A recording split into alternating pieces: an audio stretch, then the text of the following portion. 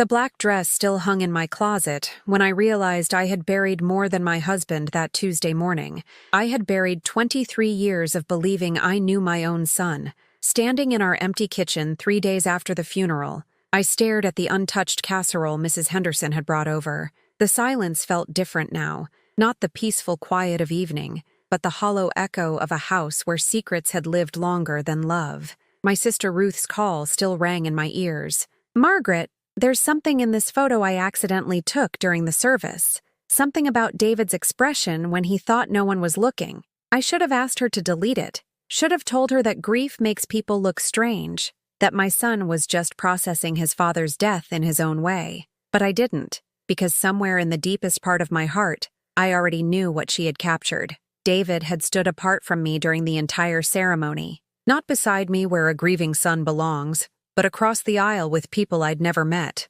colleagues from his law firm, neighbors from the expensive side of town where he lived now. Every time I reached for his hand during the pastor's words, he found a reason to step away. I told myself it was shock. Men grieve differently, I reasoned. His father's sudden heart attack had caught us all unprepared. But then there were the whispers. The way conversations stopped when I approached groups of mourners. The way David's wife, Sarah, wouldn't meet my eyes and kept checking her phone with urgent little taps of her manicured fingers. "Mom needs to understand," I heard David say to someone during the reception. He didn't know I was standing just around the corner by the church kitchen, holding 2 cups of coffee that had gone cold in my shaking hands. Dad made his feelings very clear before he died. The house, the accounts, everything was his decision. The house, our house, the one where David had learned to ride his bicycle in the driveway, where I'd taught him to make pancakes on Sunday mornings, where his father and I had planned our retirement together just 6 months ago. I didn't understand then, but I should have paid attention to the way my husband, Tom, had become distant in his final months. How he'd started taking important phone calls in the garage, speaking in low tones I couldn't quite hear through the kitchen window. How he'd begun handling all our paperwork himself, telling me I had enough to worry about with my part-time job at the library. "You don't need to stress about finances, Maggie," he'd say, using the nickname only he was allowed to use. "I've got everything under control." Standing in that kitchen now, I realized control had been the operative word. Not partnership, not the shared decision-making that had defined our marriage for over 2 decades. Control. Ruth arrived an hour later with the photograph printed on glossy paper that seemed too bright for its dark contents.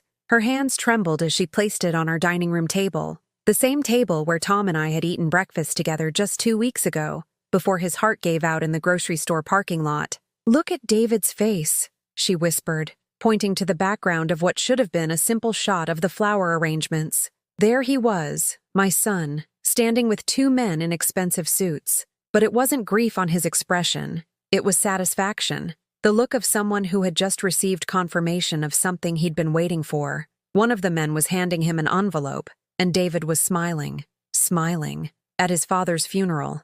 "Who are those men?" Ruth asked, her voice barely audible. I studied their faces, trying to place them among Tom's co-workers or old friends. But these weren't faces I recognized from 23 years of company picnics and holiday parties. These were strangers who somehow knew my son well enough to conduct business at his father's burial. That evening I called David's house. Sarah answered, her voice artificially bright in the way people sound when they're trying too hard to seem normal. "Oh, Margaret, hi. David's not available right now. He's handling some arrangements, as if death came with an endless list of bureaucratic tasks that only he could manage, as if I, the widow, the woman who had shared Tom's bed and dreams for over 2 decades, was somehow unqualified to participate in the aftermath of my own husband's passing. "What kind of arrangements?" I asked, surprising myself with the steadiness of my voice. "Legal things. You know how complicated estates can be. David's just making sure everything is handled properly. Legal things. Estate complications." These were phrases I'd never heard applied to our simple life. We had the house, our savings account, Tom's modest pension, nothing that should require teams of lawyers or secretive envelope exchanges at funerals. That night, I lay in the bed I'd shared with Tom and tried to piece together the signs I'd missed, the way he'd started password protecting his computer, the way he'd stopped asking my opinion about financial decisions, the way our conversations had become increasingly focused on practical matters, grocery lists, and doctor appointments, rather than the dreams and plans that had always connected us. Most troubling was how David had begun visiting more frequently in those final months, but always when I was at work. I'd come home to find evidence of his presence: coffee cups in the sink, papers scattered on Tom's desk, the lingering scent of his expensive cologne in the living room. "David stopped by," Tom would say casually, as if these visits were spontaneous rather than carefully timed. Just checking in. But now I wondered what they had really been discussing in my absence. What documents had been reviewed? What decisions had been made? What plans had been formulated for a future that apparently didn't include me? If you like emotional stories like this one, please subscribe. We're trying to reach 1,000 friends here. And tell me, from which city are you watching? I find strength in knowing we're connected across distances. The photograph sat on my nightstand, David's satisfied smile haunting my attempts at sleep. Tomorrow, I decided, I would start looking for answers. I would examine every piece of paperwork Tom had hidden from me, every password he'd changed, every secret he'd kept, because whatever my son had orchestrated, whatever my husband had agreed to, I was still alive to discover it, and despite the crushing weight of betrayal that was settling into my bones, I wasn't ready to disappear quietly into whatever corner they had prepared for me. The woman who had raised David, who had loved Tom, who had built this life one careful day at a time, she deserved to know what had been stolen from her, even if the truth would hurt more than the lies ever had. The lockbox sat in Tom's closet like a small metal accusation. I'd walked past it every morning for 3 years, assuming it contained our insurance papers and birth certificates. Now, holding the tiny key I'd found taped under his desk drawer, my hands wouldn't stop shaking. Inside, beneath the expected documents, I found a folder marked David Private. My heart hammered against my ribs as I opened it to discover bank statements for accounts I'd never seen, all bearing Tom's name alongside our son's signature. Transfers, dozens of them. Money moving from our joint savings into these hidden accounts, $50,000 at a time. The dates told a story I didn't want to believe. Starting 18 months ago, just after David's promotion to junior partner at his law firm, the final statement was dated the week before Tom's death. Balance, $347,000, nearly everything we'd saved for our retirement. Gone. I sank onto our bedroom floor, papers scattered around me like evidence of a crime I was only now discovering. Tom hadn't died leaving me financially secure, as I'd assumed. He'd died leaving me with almost nothing, and our son had been there every step of the way, guiding the process. The phone rang 3 times before I found the courage to call David. When he answered, his voice carried that professionally distant tone he'd perfected since joining the law firm. "Mom, I was going to call you later. How are you holding up?" "I found something, David. In your father's closet." The pause stretched so long I wondered if we'd been disconnected. When he spoke again, his words came carefully measured, like he was reading from a script he'd prepared for this moment. "Mom, I think you might be confused. Dad's financial arrangements were complicated. That's why he asked me to help organize everything before..." "Before what?" My voice came out sharper than I'd intended. "Before he died? Or before I found out what you two had been planning?" "There's nothing to find out. Dad wanted to ensure his assets were protected. Estate planning, tax considerations, legal matters you wouldn't understand." There it was. The dismissal I'd been hearing more frequently over the past year, delivered in the same patronizing tone David used with opposing counsel in his court cases. The assumption that I was too simple to grasp concepts that affected my own life. "I understand that our retirement savings are gone, David. I understand that you helped make that happen." Another pause. Then, with the cold efficiency that had made him successful in his profession, "I think you need to speak with someone about this, Mom. A financial advisor. Someone who can explain Dad's decisions in terms you'll find less overwhelming." The line went dead. My son had hung up on me. I stared at the silent phone, remembering the little boy who used to crawl into my lap when thunderstorms frightened him. The teenager who'd called me from college every Sunday, sharing stories about his classes and asking for my chocolate chip cookie recipe. When had that person been replaced by this stranger who spoke to me like I was a bothersome client rather than the woman who'd given birth to him?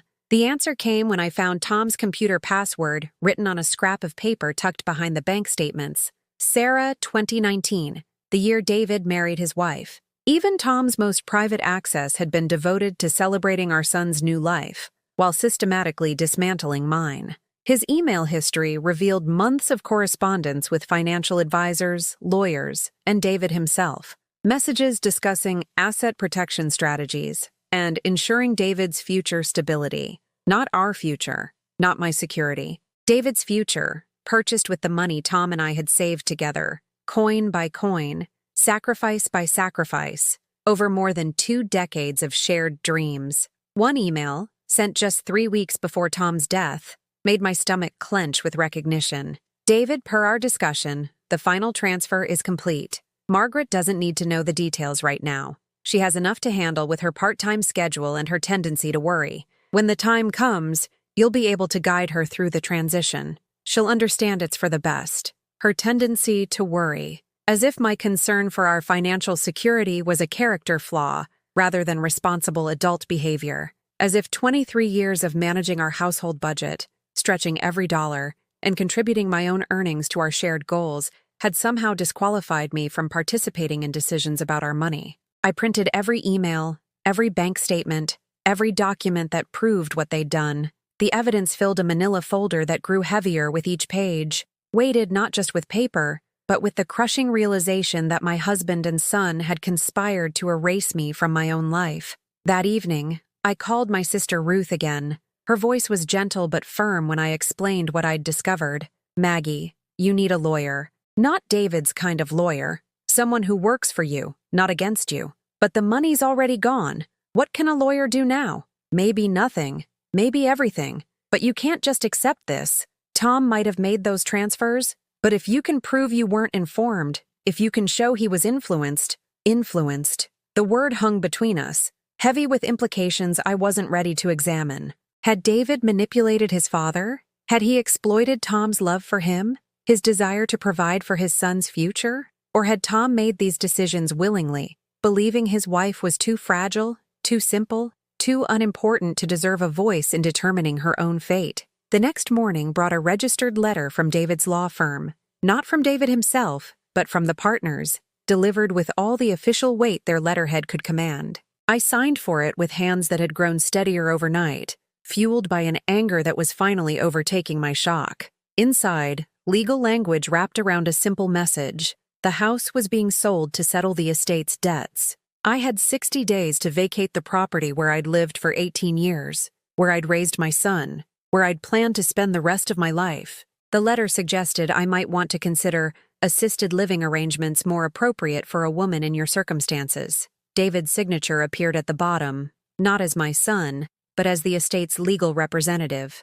I read the letter 3 times, each pass revealing new layers of calculated cruelty. The timing was deliberate, delivered just days after the funeral, when grief was supposed to make me compliant and grateful for any guidance my successful son might provide. The language was chosen to make me feel helpless, to emphasize my circumstances rather than acknowledge my rights. But something had shifted during the long night I'd spent reading Tom's emails. The woman who had accepted 23 years of marriage believing her husband knew best was disappearing. In her place was someone harder, clearer, less willing to accept other people's definitions of what she deserved. I folded the letter carefully and placed it in the manila folder with everything else I'd discovered. Then I picked up the phone and called the number Ruth had given me, a lawyer who specialized in cases where family members had been unfairly excluded from financial decisions. The receptionist scheduled an appointment for the following afternoon. When she asked for a brief description of my situation,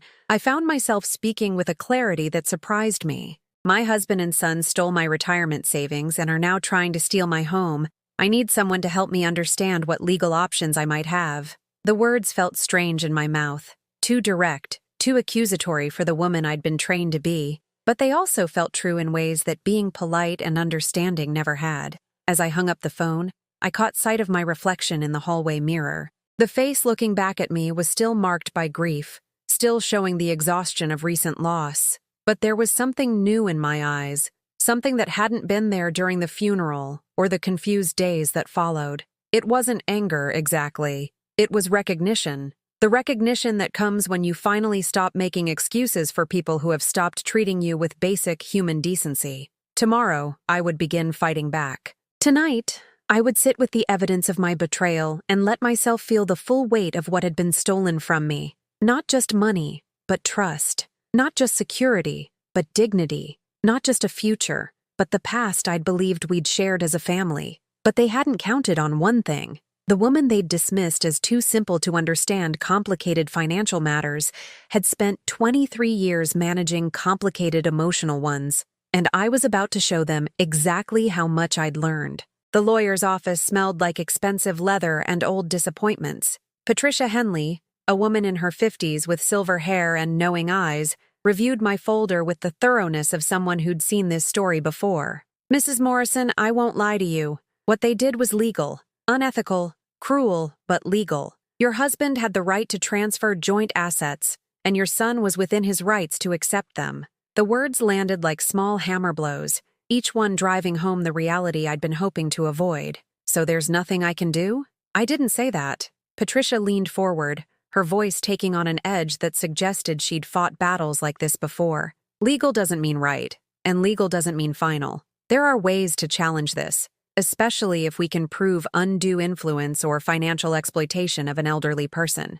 Elderly person. Tom had been 62 when he died, hardly ancient, but I understood what she meant. Vulnerable in ways that made him susceptible to manipulation by someone he trusted completely. "It will be expensive," Patricia continued, "and it will be ugly. Your son will fight back with resources you don't have. Are you prepared for that kind of war?" I thought of David's dismissive voice on the phone, his clinical tone when he'd hung up on me. "I don't want a war. I want my life back." Sometimes those are the same thing. That evening, I did something I hadn't done in months. I cooked David's favorite meal, pot roast with carrots and potatoes, the recipe his grandmother had taught me when he was still small enough to stand on a kitchen chair beside me, eager to help. I set the table for two with our good china, lit candles, and called to invite him for dinner. Sarah answered again, her voice strained with the effort of remaining polite. "Margaret, that's so thoughtful. But David has a client dinner tonight. Maybe some other time? What about tomorrow? Or this weekend? Things are just really busy right now, with the estate matters and, well, you understand." No, I didn't understand. I understood that my son was avoiding me, that his wife was making excuses, that somehow I had become an inconvenience in the life of the family I'd helped create. But I tried one more time, the way mothers do when they can't quite accept that their children have stopped needing them. I found some photo albums Tom kept in his study, pictures of David as a baby, his school events. I thought David might want them before they forced me to sell the house. Before everything that connected us to our shared history got scattered to strangers or thrown away. "I'll mention it to him," Sarah said, but something in her tone suggested she wouldn't. "He'll call you when he has time." He didn't call. The pot roast sat untouched on my counter for 3 days until I finally threw it away, china and candles and all the hope I'd wrapped around the meal disappearing into garbage bags that felt heavier than they should have. Instead, I received a call from David's assistant, not David himself, but a young woman named Jessica, who spoke with the crisp efficiency of someone delivering a message she'd been paid to deliver. "Mrs. Morrison, I'm calling on behalf of David Morrison regarding the estate settlement. He wanted me to inform you that a moving company will contact you next week to discuss packing services for your transition." Transition, another word chosen to make displacement sound like a natural progression rather than forced eviction from my own life. "I don't need packing services. I'm not ready to move yet. I understand this is difficult, but the house sale is proceeding on schedule. Mr. Morrison felt professional movers would be easier for you than handling everything yourself." Mr. Morrison. His assistant was calling my son Mr. Morrison while discussing the destruction of my security. I had become so far removed from David's life that even conversations about my own displacement were being conducted through intermediaries. "Tell Mr. Morrison that I'll pack my own belongings, thank you. I'll pass along the message. Have a good day, Mrs. Morrison." She hung up before I could respond, leaving me alone with the realization that my son was now treating me like a business obligation rather than his mother. The photo album sat on my kitchen table, waiting for a conversation that would never come.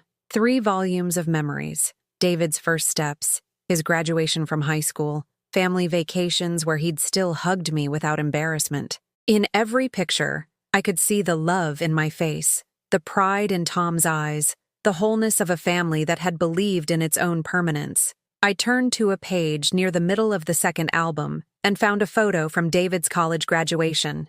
Tom and I flanked our son in his cap and gown, all of us grinning at the camera with the particular joy that comes from achieving something together. David had his arms around both of us, pulling us close, and I remembered how he'd insisted we take dozens of pictures because he wanted to remember the moment exactly. Looking at that photo now, I wondered when he had stopped wanting to remember. When had I become someone he preferred to forget? The answer came the next afternoon when I ran into Sarah at the grocery store. I was standing in the produce section, comparing apple prices with the careful attention of someone whose financial circumstances had become suddenly precarious, when I noticed her at the other end of the aisle. For a moment, I considered pretending I hadn't seen her, avoiding the awkward conversation that would surely follow. But something in me rebelled against the idea of hiding from my daughter-in-law in my own neighborhood grocery store. "Sarah!" I called out, walking toward her with a smile I hoped looked genuine rather than desperate. She froze like someone caught in an embarrassing act,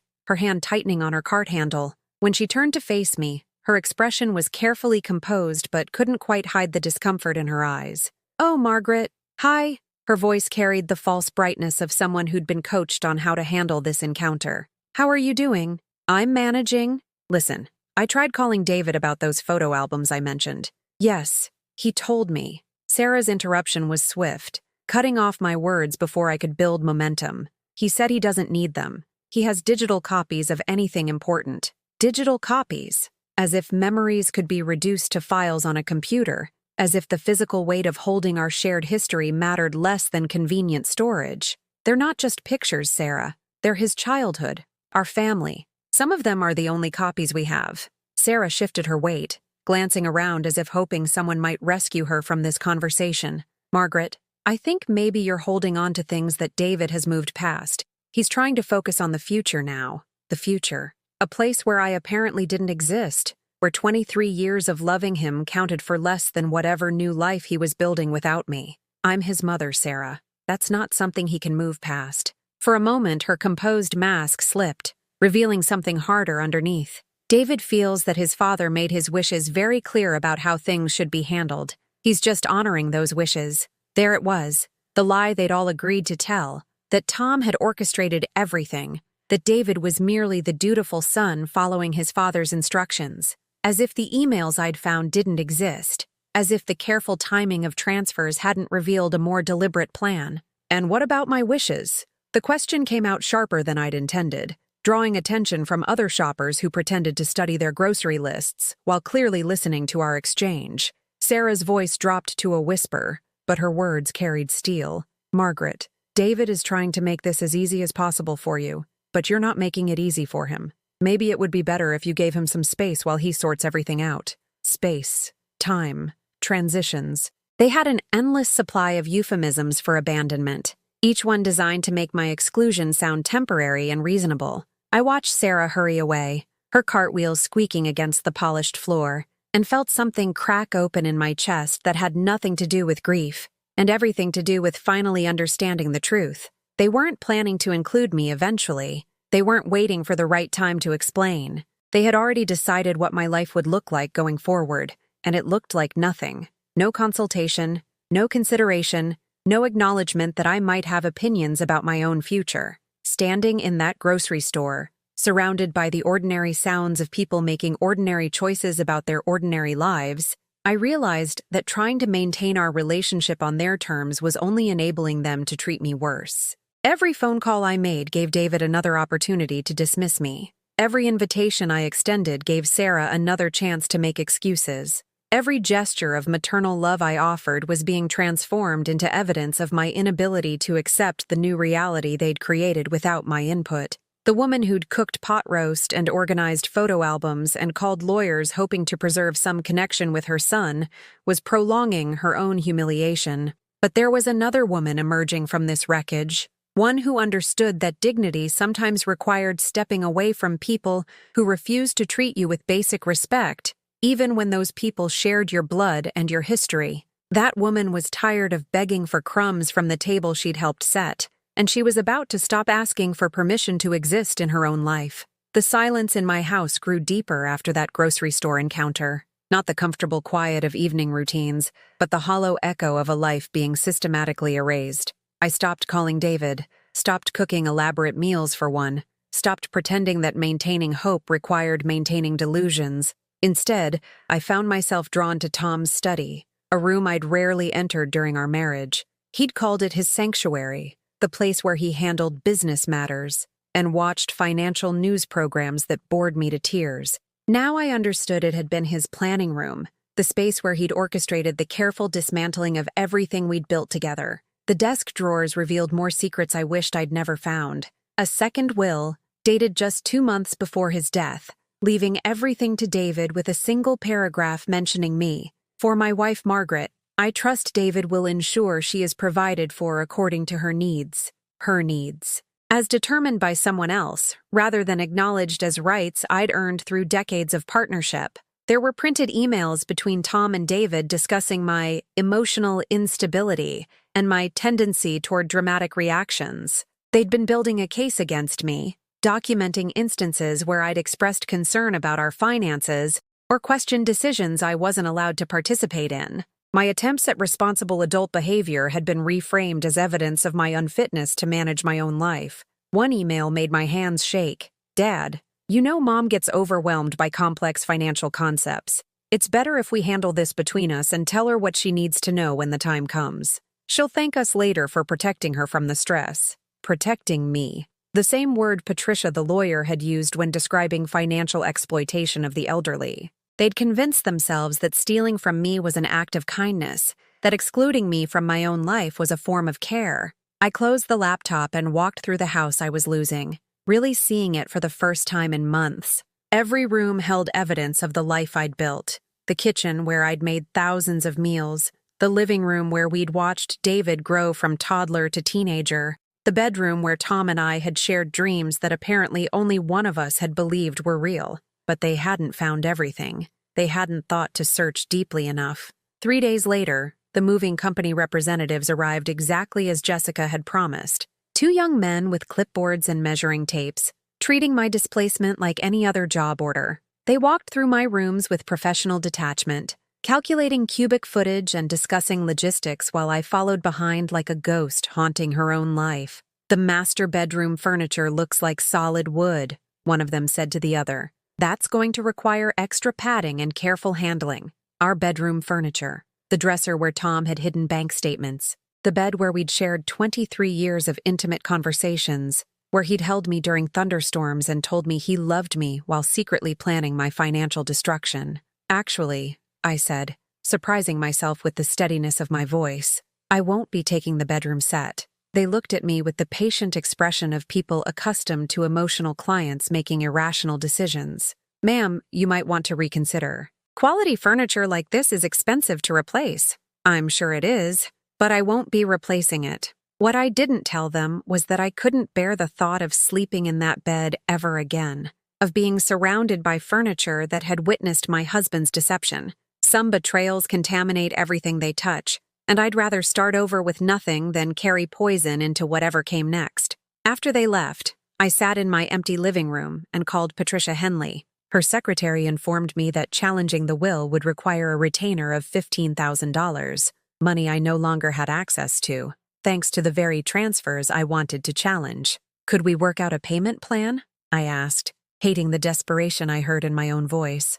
"Mrs. Morrison, I understand your situation, but legal fees in cases like this can easily reach $50,000 or more. Even with a payment plan, you'd be looking at obligations you probably can't meet. $50,000. More than I'd earned in 2 years at the library. More than existed in the account David had somehow overlooked when he and Tom transferred everything else. The account they didn't know about because I'd opened it 25 years ago, before I'd met Tom, when I was still Margaret Collins and believed in keeping something that belonged only to me. "I understand," I told Patricia. "Thank you for your time." That evening, I drove to the small branch bank across town where I'd maintained my secret account for over 2 decades, the same account I'd contributed to monthly, even after marriage, depositing small amounts Tom never noticed. $20 here, $50 there, birthday money from relatives, occasional overtime pay from the library. It had started as a personal emergency fund, the kind of independence my mother had urged me to maintain.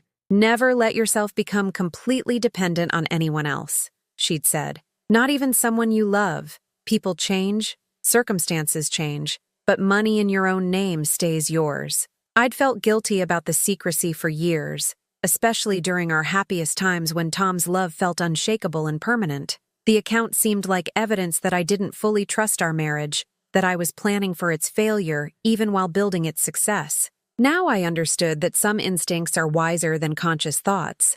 Some forms of protection are necessary precisely because we can't predict when we'll need them. The balance was higher than I'd remembered.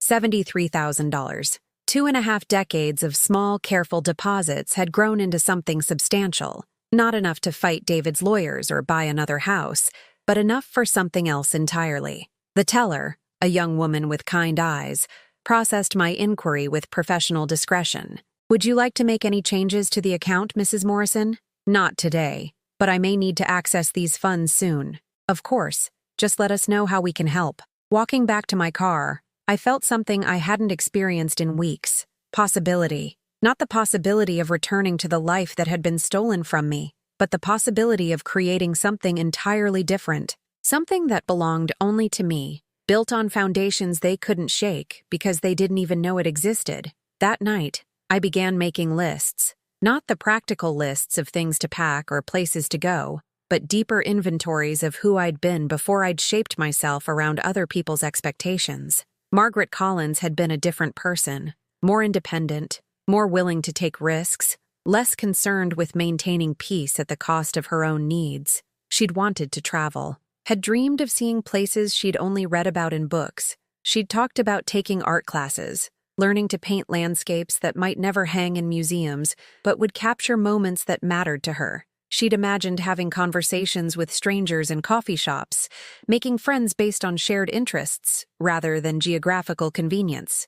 Marriage had refined those dreams into more practical shapes: family vacations to safe destinations, art projects that didn't interfere with household duties, friendships that accommodated Tom's preferences and David's needs. I'd convinced myself that this evolution was natural, that growing up meant choosing responsibility over personal desires. But what if it wasn't growing up? What if it was just giving up? I pulled out a map I hadn't looked at in years, spreading it across my kitchen table like a promise. Red pins marked places I'd always wanted to visit, small towns with interesting histories, national parks with hiking trails, cities known for their art museums and music venues, places where nobody knew I was supposed to be grateful for whatever scraps of existence other people decided to grant me. The house sale would finalize in 6 weeks. David expected me to find a small apartment nearby, somewhere he could visit occasionally and feel good about fulfilling his filial obligations. Sarah probably had suggestions for senior living communities, where I could play bridge and complain about arthritis with other discarded women. But they didn't know about Margaret Collins's account. They didn't know about the part of me that had never fully surrendered to their vision of who I should be. They thought they'd taken everything that mattered, but they'd miscalculated. They'd taken everything they knew about, everything visible and documented and joint. They hadn't thought to look for what I'd kept hidden, not from dishonesty, but from an instinct for self-preservation that ran deeper than conscious planning. As I sat in my kitchen, surrounded by the remnants of a life they were systematically dismantling, I began to understand that their betrayal had accidentally given me something precious: freedom from the obligation to meet their expectations. For the first time in months, I smiled. Not the forced brightness I'd maintained while trying to preserve relationships that no longer existed, but a quiet, private expression of recognition. They had no idea what they'd set in motion, but they didn't know what I had kept all along. The morning I stopped waiting for David to call marked the beginning of something I hadn't felt in decades. Not happiness, that would come later, but clarity. The sharp-edged understanding that comes when you finally stop making excuses for people who've stopped deserving them. I stood in my kitchen, coffee growing cold in my hands, and looked at the phone that had become a source of dread rather than connection. For weeks I'd jumped every time it rang, hoping David had reconsidered, that he'd remembered the woman who'd raised him and decided she deserved better than systematic erasure. But hope, I realized, had become another form of self-punishment. Each unanswered call, each dismissed invitation, each conversation routed through assistants and lawyers had been evidence that my son no longer saw me as a person worthy of direct communication. The difference was that now, instead of breaking my heart, This knowledge was setting me free. I unplugged the phone and put it in a drawer, along with the address book filled with numbers of people who'd proven they had no interest in maintaining relationships with someone whose circumstances had become inconvenient. If they needed to reach me, they could find other ways. If they didn't need to reach me, I'd finally have the peace that came with accepting reality instead of fighting it. The silence that followed wasn't empty. It was spacious, like a room finally cleared of furniture that had never quite fit. I spent that day rediscovering my own house, walking through rooms without the weight of trying to preserve memories that had already been poisoned by betrayal. The living room where Tom and I had watched television together every evening, his hand resting on my knee while he commented on news programs and financial reports.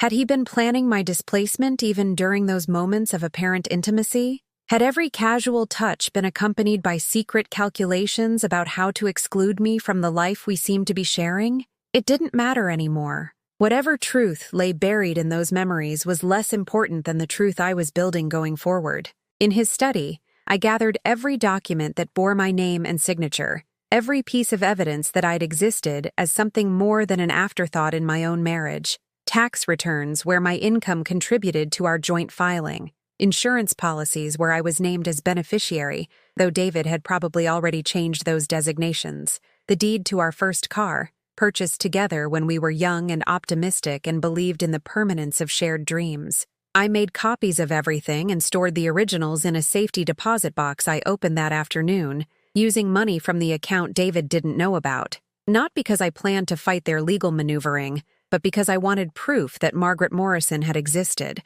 had contributed, had mattered to something larger than her own survival. The woman in the bank mirror looked different than she had weeks ago. Thinner, yes, and marked by recent stress. But there was something new in her eyes, a steadiness that hadn't been there when she'd believed her value depended on other people's recognition. That evening, I did something I hadn't done in 23 years of marriage. I made dinner for myself alone, not because no one else was available, but because I wanted to. A simple meal of foods Tom had never liked, spicy pasta with vegetables he'd considered too exotic, wine that cost more than I usually spent because I'd always deferred to his preference for beer. I set the table with the good china, lit candles, and ate slowly while listening to music Tom had found too complicated, not because I was trying to prove anything to anyone, but because I was rediscovering preferences I'd buried so deeply I'd forgotten they existed.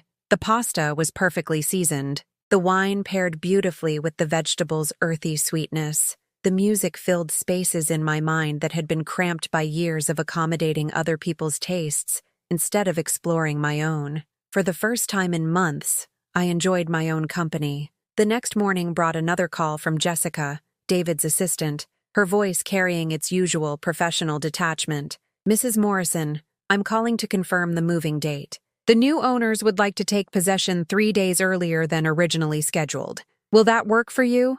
3 days earlier. As if my displacement was a minor scheduling adjustment rather than the destruction of everything familiar in my life. "It will work perfectly," I heard myself say, the words coming from some calm center I'd forgotten existed. "Oh, good. I'll update the timeline and forward you the revised documentation." Jessica sounded surprised by my cooperation, probably expecting the emotional resistance that had characterized my previous interactions with David's representatives. She'd been prepared to deliver persuasive arguments about why the change was necessary, ready to frame my accommodation as a favor, rather than acknowledge it as another violation of my diminishing rights. But I was done being the difficult mother, the emotional burden, the inconvenient obstacle to other people's plans. If they wanted me gone faster, I'd be gone faster. Not because I was surrendering, but because I was choosing to direct my energy toward building something new, rather than protecting something that no longer existed. After hanging up, I called the storage facility I'd researched and reserved a unit large enough for the belongings I'd decided to keep. Not the furniture contaminated by betrayal, not the household items that reminded me of routines built around other people's preferences, but the personal things that belonged to Margaret Collins before she'd become Margaret Morrison, books that had shaped my thinking during my 20s, artwork I'd bought with my own money during brief periods of independence, letters from college friends who'd drifted away as my life narrowed to accommodate marriage and motherhood, photo albums from before I'd met Tom, when my face showed different expressions and my body language suggested someone comfortable with her own company. The woman in those old photographs looked like someone I'd like to know again. I also kept Tom's financial records, not from sentiment, but from practicality. Patricia Henley had suggested that challenging the will might become easier if David's behavior after Tom's death demonstrated a pattern of financial exploitation. I didn't plan to pursue legal action, but I understood the value of documentation in case circumstances changed. But the most important thing I kept was small enough to fit in my purse, the bank card for the account David didn't know about. 25 years of small deposits had created possibilities none of them had calculated into their plans for my future. That night, I spread travel brochures across my kitchen table like pieces of a puzzle I was finally ready to solve. Not the family-friendly destinations Tom and I had visited during our marriage, theme parks and beach resorts chosen for their convenience rather than their ability to inspire wonder, but places that called to something deeper. A small town in Vermont known for its artist community and changing leaves. A desert city in New Mexico where the light was supposed to transform everything it touched. Coastal villages in Maine where people still made their living from the sea and measured time by tides rather than television schedules. I could afford to spend weeks in any of these places, maybe months, if I chose modest accommodations and simple pleasures over luxury. I could rent a small apartment month to month, buy art supplies, take classes, meet people who knew nothing about my recent losses and everything about topics that interested me. For the first time since Tom's death, I felt excited about something, not the desperate hope that had characterized my attempts to preserve relationships that were already dead, but genuine anticipation about experiences I could create for myself. The phone in the drawer remained silent, but I no longer checked to see if the message light was blinking. David's calls, if they came, would find empty space where my availability used to wait. It wasn't pain anymore. It was clarity. The woman who'd spent weeks grieving the loss of people who'd chosen to exclude her was disappearing. In her place was someone harder to dismiss, harder to manage, harder to predict. Someone who'd stopped asking permission to exist in her own life and started making plans that didn't require anyone else's approval or participation. Someone who understood that the best revenge against people who'd decided she didn't matter was proving them irrelevant to her happiness. They'd given her exactly what she needed to disappear from their lives completely, freedom from the obligation to care about their opinions, and she was about to use it. The letter arrived on a Tuesday morning, 3 days before the movers were scheduled to pack what remained of my life, not in the mailbox with the usual bills and advertisements, but hand-delivered by a courier who required my signature and waited patiently while I stared at the unfamiliar return address. Henderson, Williams & Associates, a law firm I'd never heard of, with offices in the city's most expensive district. The envelope felt substantial, weighted with more than simple correspondence, and something in my stomach tightened as I carried it inside. The letter was typed on expensive paper and signed by someone named Robert Henderson, senior partner. His words were formal but carried an undertone of urgency that made my hands tremble as I read, "Dear Mrs. Morrison, our firm has been retained to investigate certain financial irregularities involving your late husband's estate. We have reason to believe you may possess information relevant to our inquiry. Could you please contact our office at your earliest convenience to arrange a meeting?" Financial irregularities. The phrase hung in my mind like a question I couldn't quite formulate. What irregularities? Investigated by whom? And why was a law firm I'd never contacted suddenly interested in information I possessed? I read the letter 3 times, searching for clues about what had prompted this unexpected contact. There was a case number referenced at the bottom, and a note that the matter involved potential fraudulent transfers of marital assets. Fraudulent transfers. Someone besides me had noticed that money had disappeared from places it belonged.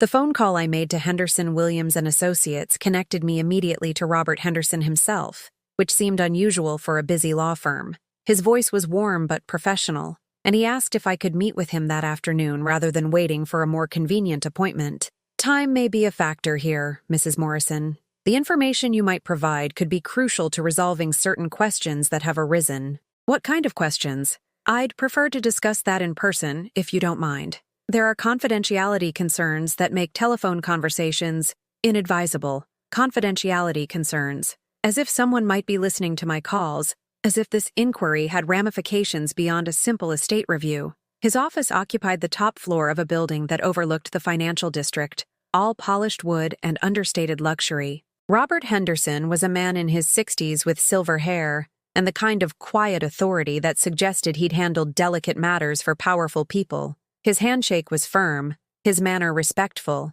and he offered me coffee from a service that looked more expensive than my monthly grocery budget. "Mrs. Morrison, let me begin by saying that you're not under any suspicion of wrongdoing. Quite the opposite, actually. We've been retained by the State Insurance Commission to investigate possible fraud involving life insurance policies and estate planning services." Life insurance policies. Tom had increased his coverage significantly about 18 months ago, around the same time the hidden transfers began. I'd questioned the expense, but he'd assured me it was prudent planning for our future security. "Whose policies are being investigated?" "Several individuals who worked with the same financial advisor your husband used. A man named Marcus Webb, who's been selling elaborate estate planning packages to men in their late 50s and early 60s. Men with substantial assets and younger family members who might benefit from creative interpretations of inheritance law." Marcus Webb. I recognized the name from Tom's emails, the financial advisor who'd helped structure the transfers that stripped me of my retirement savings. Tom had mentioned him frequently during those final months, always with the kind of respect usually reserved for people who confirmed your existing beliefs. "The pattern is quite sophisticated," Henderson continued, spreading documents across his conference table. Webb would convince his clients that their wives were financially naive, unsuited to manage substantial inheritances. He'd recommend transferring assets to adult children while the husband was still alive, supposedly for tax purposes and asset protection. But that's exactly what happened to us. Yes. And then the husbands would die unexpectedly. Heart attacks, strokes, sudden medical emergencies, leaving their wives with nothing while their children inherited everything. The life insurance payouts went directly to the children as well, since the policies had been restructured to exclude spousal beneficiaries. A chill ran down my spine. Tom's heart attack had been sudden, unexpected. The doctor had said his arteries showed more blockage than his recent tests had indicated, as if his condition had deteriorated rapidly in just a few months. "Are you suggesting these men were murdered?" "I'm suggesting that Marcus Webb had access to medical information about his clients, and that several of them died shortly after restructuring their estates according to his recommendations. The Insurance Commission wants to determine whether there's a pattern that extends beyond coincidence." Henderson slid a photograph across the table. Marcus Webb was younger than I'd expected, probably in his 40s, with the kind of practiced charm that suggested he'd made a career of convincing people to trust him with their most important decisions. "We understand that your husband met with Mr. Webb regularly during his final months. We're hoping you might have observed conversations or behaviors that seemed unusual." I thought about Tom's secretive phone calls, his sudden interest in financial planning, his growing conviction that I needed protection from complicated decisions, the way he'd started treating me like an intellectual child who required careful management rather than a partner who'd helped build everything we were supposedly protecting. My husband began excluding me from financial discussions about 6 months before he died. He said I wouldn't understand the complexities involved. Did he ever mention feeling unwell during this period? Any changes in his health or energy levels? The question hit me like a physical blow. Tom had been taking new vitamins during his final months, supplements Marcus Webb had recommended for cardiovascular health. He'd also been seeing a new doctor for regular checkups, someone Webb had suggested when Tom expressed concerns about his family history of heart disease. He was taking supplements and seeing a new physician. Henderson made notes, his expression carefully neutral but somehow conveying the gravity of what I was revealing. "Mrs. Morrison, I need to ask you something difficult. Were you aware that your husband's life insurance policies had been changed to exclude you as beneficiary?" "No." I thought. The realization hit me with devastating clarity. David inherited the insurance money too? $300,000, paid out within weeks of your husband's death. Combined with the transferred assets, your son inherited nearly $700,000 while you received nothing. $700,000. More money than Tom and I had earned together in a decade, accumulated through our careful saving and his employer's insurance benefits. All of it gone to David, who'd convinced his father that his mother was too emotionally unstable to manage her own security. There's something else. Henderson said gently. We've discovered that your son was in significant debt before your husband's death. His law firm partnership required a substantial financial investment, and he'd borrowed heavily against future earnings. Your husband's death resolved his financial crisis completely. The words landed like physical blows. David hadn't just been planning for his future comfort. He'd been solving immediate financial problems using money that belonged to both his parents. The transfers hadn't been about protecting family assets. They'd been about redirecting them to cover debts I knew nothing about. We believe Marcus Webb targeted clients whose family situations made them vulnerable to this kind of manipulation. Men with substantial assets, strong relationships with their children, and wives they'd been convinced were incapable of financial independence. What happens now? That depends partly on what you're willing to do. If we can prove fraud, the insurance payouts and asset transfers might be reversed, but it would require you to testify about your husband's behavior during his final months, to provide evidence of the manipulation you observed. Testify.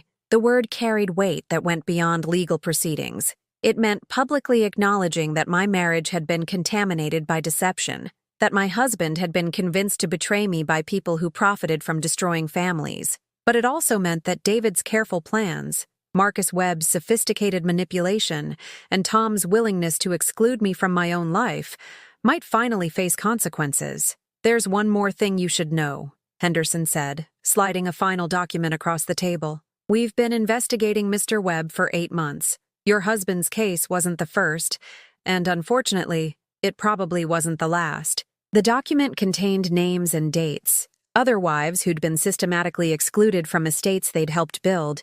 Other children who'd inherited everything while their mothers were left with nothing. A pattern of financial manipulation disguised as family planning. Of trust weaponized against the people who deserved protection most. I stared at the list of names, thinking about women like me discovering their displacement after funerals, finding their security had been redistributed to children who'd learned to see them as obstacles rather than family members. How long do I have to decide? The statute of limitations gives us about 6 more months to file charges. But Mr. Webb is currently working with new clients, which means other families might be facing similar situations if we don't act quickly. I left Henderson's office with copies of documents and a business card that felt like a weapon I hadn't known I possessed. The afternoon sun seemed brighter as I walked to my car, and for the first time in months, the future looked like something other than managed decline. They thought they'd planned for everything, but they hadn't planned for the possibility that their crimes might be part of a pattern large enough to attract professional investigation. The quiet woman they'd dismissed as financially naive was about to become their most dangerous problem. The decision came to me quietly, the way most important choices do. Not in a moment of dramatic revelation, but during the simple act of making coffee in my kitchen one final time. As steam rose from the cup Tom had given me for our 5th anniversary, one of the few things I'd decided to keep, I realized I was done being the victim in someone else's story. I called Robert Henderson before I could second-guess myself. I'll testify, I said, the words coming out steadier than I'd expected. Whatever you need me to do, I'll do it. Mrs. Morrison, are you certain? This won't be easy. Your son will likely face criminal charges, and the publicity— My son stopped being my son when he decided I was an obstacle to overcome, rather than a person who deserved truth. The clarity in my voice surprised me. How do we begin? Within 2 days, Henderson's team had assembled enough evidence to request emergency injunctions freezing the transferred assets. Marcus Webb was arrested at his office, his client files seized, his carefully constructed scheme exposed to the kind of scrutiny that turned sophisticated fraud into obvious theft. But the moment that changed everything came when David received the court summons. He called me for the first time in weeks, but this wasn't the dismissive stranger who'd been conducting our relationship through assistants and intermediaries. This was someone desperate, confused, grasping for control in a situation that had spiraled beyond his management. Mom, what have you done? His voice carried a panic I hadn't heard since he was small, afraid of consequences he couldn't understand or avoid. I answered questions honestly when investigators asked them, the same thing I hope you would do in my position. You don't understand what you're destroying here. My career, my family's future, everything Dad worked to protect, everything your father worked to steal from me, you mean. The silence stretched between us. filled with truths neither of us had been willing to acknowledge while we could still pretend our relationship was salvageable. Dad was protecting you, David said finally, but his conviction was cracking. He knew you couldn't handle the responsibility of managing that much money. David, your father was convinced by a criminal who makes his living by destroying families like ours, and you helped him do it because you needed money to cover your debts. How did you— He caught himself, but the slip confirmed what I already knew. Henderson's investigators are very thorough. They found your partnership payment records, your credit card statements, everything that shows why you needed my inheritance so desperately. Another pause, and when David spoke again, his voice had changed from desperate to calculating, the tone I'd heard him use with opposing counsel, looking for weaknesses to exploit. Mom, I can make this go away. The transfers were legal.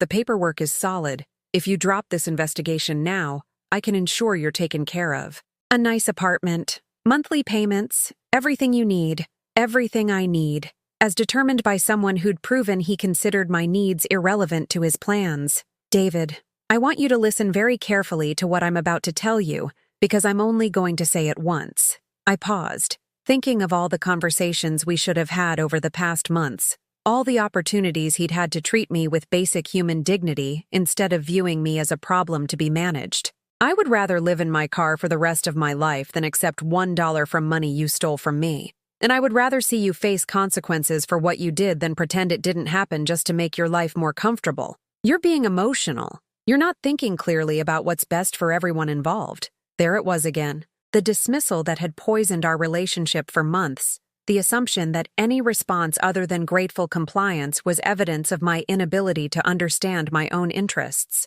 David, I am thinking more clearly than I have in years. And what I see clearly is that you helped a stranger convince your father that I was too stupid to participate in decisions about my own money. You watched him exclude me from my own marriage and did nothing to defend me. You inherited nearly everything we built together and planned to give me just enough charity to keep you from feeling guilty about it. I'm not finished. My voice had found a strength I hadn't known was there. When your father died, instead of grief, you felt relief. Not because you loved him and wanted his suffering to end, but because his death meant your financial problems were solved. I saw it in that photograph from the funeral. The satisfaction on your face while you thought you were surrounded by people too distracted by grief to notice your real feelings. The silence on his end was different now. Not the pause of someone preparing another argument, but the stillness of someone who'd been seen completely and found themselves exposed. Mom, please, we can work this out privately. Family business should stay family business. We stopped being family when you decided I didn't deserve honesty, David. We stopped being family when you chose a criminal's advice over your own mother's well-being. And we stopped being family when you tried to use assistants and lawyers to communicate with me rather than speaking directly about what you'd done. I heard Sarah's voice in the background, urgent whispers I couldn't make out but could interpret from context. She was probably reminding him about legal strategies, damage control, ways to minimize their exposure. The investigation will continue, I said, not waiting for whatever script they were preparing. I will testify about every conversation, every document, every moment when you and your father chose to treat me like an inconvenience rather than a person. And when it's over, whether you face criminal charges or just have to return the money you stole, you and I will be done. You can't mean that.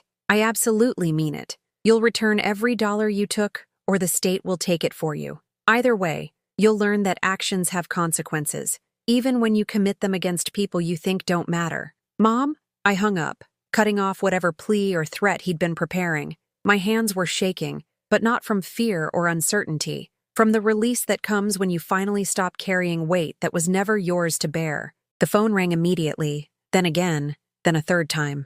I didn't answer. David had had months to have this conversation with honesty and respect.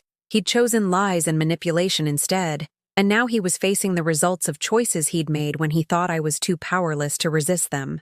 That evening, Henderson called with news that Marcus Webb had agreed to cooperate with investigators in exchange for a reduced sentence. His client files contained detailed records of the psychological profiles he'd developed for targeting vulnerable families, including notes about Tom's protective instincts toward his naive wife, and David's significant financial pressures. Webb kept meticulous records, Henderson said. including recordings of conversations with your son where they discuss the best strategies for convincing your husband to exclude you from inheritance planning. Your son wasn't a passive beneficiary, Mrs. Morrison. He was an active participant in the scheme. Active participant. The words confirmed what I'd already known but hadn't wanted to accept. David hadn't just inherited money that happened to be available. He'd helped create the circumstances that made it available by convincing his father that his mother was unfit to manage her own security. What happens next? The asset freezes will remain in place pending criminal proceedings.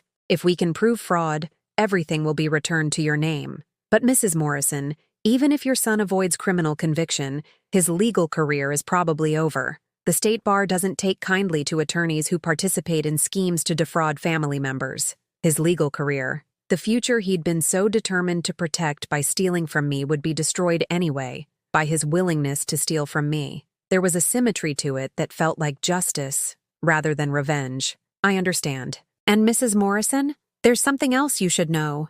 6 other women have contacted our office since news of the investigation became public. 6 other wives who discovered similar patterns in their own situations. Your willingness to speak out is giving them the courage to seek their own justice. 6 other women. 6 other families destroyed by the same scheme that had targeted mine. 6 other mothers who'd been dismissed by their children and betrayed by their husbands. All because someone had convinced them that theft was actually protection. I thought about those women, probably sitting in empty houses, wondering if they were crazy or overreacting, if their pain was justified, or if they should just accept whatever scraps their families decided to offer them. Women who deserved to know they weren't alone, that their situations weren't unique, that someone was fighting back. When do you need my testimony? Preliminary hearings begin next month. But Mrs. Morrison, are you prepared for how David will respond when he realizes the criminal charges are serious? He may become desperate, and desperate people don't always make rational choices. I thought about the man I'd raised, the boy who'd once brought me dandelions from the yard and told me they were prettier than any flowers in the store. Somewhere inside the calculating stranger who'd stolen my security, traces of that child might still exist, but they didn't matter anymore. The time for hoping he'd remember who he used to be, for making excuses based on who I'd wanted him to become, had ended the moment I decided to stop being the victim in his story. Let him be desperate, I said, surprising myself with how steady my voice sounded. I'm done being afraid of my own son.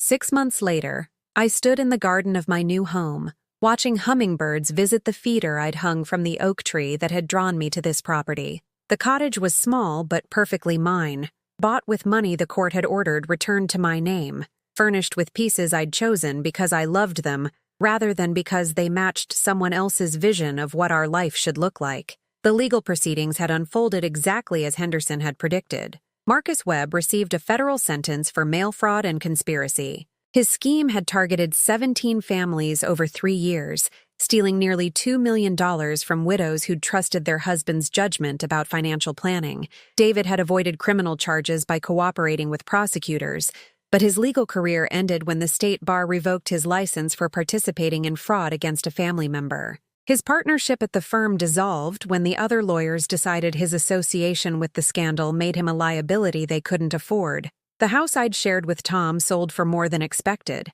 and between the returned assets and the insurance money that had been redirected back to me, I found myself with more financial security than Tom and I had ever achieved together. Not because I'd won some lottery or received an unexpected inheritance, but because I'd finally received what had always belonged to me. But the money, satisfying as its return had been, wasn't what had changed my life. The change had come from discovering that the woman I'd been before I learned to defer to other people's judgment was still there, waiting to be remembered rather than rebuilt. I'd bought the cottage in Vermont, in the artist community I'd researched during those final weeks in my old house. My nearest neighbor was a potter named Elena, who'd invited me for coffee my first morning, and somehow managed to ask about my life without making me feel like I needed to justify my circumstances. "You have the look of someone who's been through something difficult," she'd said, settling into the chair across from my kitchen table. "But also someone who's come out the other side stronger." The other side. I hadn't thought of it that way before, but Elena was right. The betrayal that had felt like the end of my life had actually been the beginning of something I'd never had the courage to create while I was still trying to preserve relationships with people who didn't value me. I'd started painting again, something I hadn't done since college. The art supplies felt foreign in my hands at first, but muscle memory returned gradually, along with the particular kind of peace that comes from creating something beautiful without worrying whether anyone else will appreciate it. My paintings weren't sophisticated, but they were honest. Landscapes that captured the light at different times of day, still lifes of flowers from my garden, portraits of the birds and cats and neighbors who'd become part of my daily routine. I hung them throughout the cottage, not because they deserved museum walls, but because they reminded me that I was capable of bringing beauty into the world. The local community center offered art classes, book clubs, hiking groups that explored trails through forests I'd never seen despite living in the same state for over 2 decades.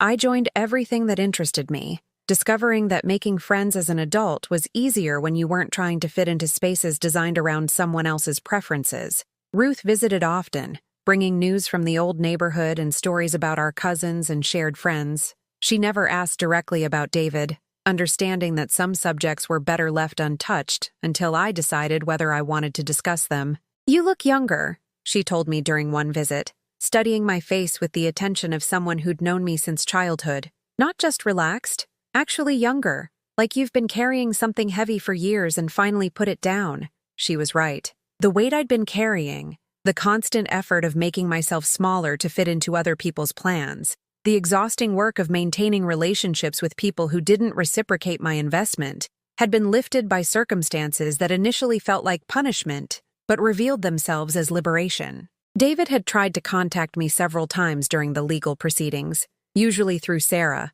occasionally through cards that arrived with no return address but handwriting I recognized. I'd read them once, carefully, looking for acknowledgement of what he'd done or genuine remorse for the pain he'd caused. Instead, I'd found justifications, explanations about how difficult his situation had been, requests for understanding that didn't include any suggestion that he understood the devastation his choices had created in my life. The final card had been different, arriving on my birthday along with a gift I hadn't ordered, a small silver bracelet, delicate and expensive, the kind of jewelry he'd given me during childhood when he'd wanted to apologize for some minor transgression.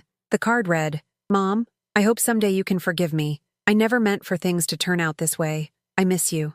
I'd held the bracelet for a long time, remembering the little boy who'd saved his allowance to buy me gifts, who'd hugged me fiercely and promised he'd always love me best. That child had been real, and my love for him had been real, and the loss of both was something I'd had to grieve just like any other death. But grief and forgiveness weren't the same thing. Forgiveness required acknowledgement, changed behavior, evidence that the person seeking it had learned something from their mistakes. David's card contained none of that, only regret that his actions had led to consequences he found unpleasant. I'd put the bracelet in a drawer with his other letters, not because I planned to treasure them, but because throwing them away felt like the kind of dramatic gesture that gave them more importance than they deserved. Someday, I might read them again and feel nothing but mild curiosity about the person who'd written them, or I might never read them again at all. Either choice would be mine to make. The seasons changed around my new life, marking time with rhythms I'd forgotten to notice during the years when my days were structured around other people's schedules. Autumn brought tourists to see the changing leaves, and I discovered I enjoyed talking with strangers who were seeing my adopted home through fresh eyes. Winter meant snow and quiet, long evenings by the fireplace with books I'd been meaning to read for years. Spring arrived with crocuses pushing through the soil I'd prepared during my first anxious weeks in the cottage, when gardening had been a way to exhaust my body enough that my mind could rest. And summer brought the hummingbirds, tiny creatures whose fearless joy reminded me daily that there was still wonder to be found in the world. I'd learned to cook for one without feeling lonely, to make decisions without consulting anyone else's preferences, to spend money on things that brought me pleasure without justifying the expense to imaginary critics. Simple freedoms that most people took for granted, but which felt revolutionary to someone who'd spent decades accommodating other people's needs before considering her own. Elena had introduced me to her friend Marcus, not the fraudulent financial advisor who'd destroyed my family, but a retired English professor who volunteered at the library and shared my love of mystery novels. We'd had coffee several times, and he'd asked if I might be interested in dinner sometime. Nothing serious, just the company of someone who enjoyed conversation about books and local politics. I'd surprised myself by saying yes, not because I was ready for romance, but because I was ready for companionship with someone who saw me as I was now, rather than who I'd been in relationships that no longer existed. The evening had been pleasant. Good food, easy conversation, the comfortable interaction between two adults who weren't trying to fix each other or prove anything beyond mutual enjoyment of each other's company. He'd walked me home and asked if I'd like to attend a reading at the bookstore next week. "I'd like that," I'd said, meaning it completely. Standing in my garden now, watching the summer light fade into evening, I thought about all the versions of myself I'd been over the years. The young woman who'd believed love meant disappearing into someone else's vision of the future. The wife who'd confused accommodation with loyalty. The mother who'd thought unconditional love meant accepting unacceptable behavior. None of those women had been wrong to want connection, security, family, but they'd been wrong to believe those things required the sacrifice of everything that made them individuals, rather than extensions of other people's needs. The woman I was now understood that real love, the kind worth having, enhanced rather than diminished the people it touched. That healthy relationships were built on mutual respect rather than one person's willingness to accept whatever treatment the other chose to provide. My phone sat silent on the kitchen counter, and its silence no longer felt like punishment. David would live with the consequences of his choices, just as I was living with mine. The difference was that my choices had led to peace, while his had led to the destruction of everything he'd claimed to value. Sometimes I wondered if he understood that yet. If he'd learned anything from watching his life collapse under the weight of his own selfishness. If he ever thought about the woman who'd raised him and realized that dismissing her had been the first step toward becoming someone capable of betraying her. But those questions belonged to him now. I'd stopped making his emotions my responsibility. The cottage grew quiet as darkness settled over the garden. In a few minutes, I'd go inside and make tea, read another chapter of the novel I'd started yesterday, maybe work on the painting I'd been developing all week. Simple pleasures that belonged entirely to me. Tomorrow, Marcus would pick me up for our trip to the farmer's market, and we'd choose flowers and vegetables together, discussing which varieties would thrive in my soil and what recipes might best showcase the seasonal produce. Next week, I'd drive to the coast for a painting workshop Elena had recommended, spending 3 days learning new techniques while staying in a bed and breakfast overlooking the ocean. Next month, Ruth would visit for my birthday, and we'd celebrate with wine and chocolate and stories about the adventures we were still planning for our 70s. Simple plans, made without consultation or compromise, reflecting preferences I'd learned to trust rather than question. The life I'd been terrified to lose had been replaced by something I'd never had the imagination to envision, while I was still trying to preserve relationships that were already dead. I'd discovered that the opposite of betrayal wasn't trust. It was independence. The opposite of abandonment wasn't rescue.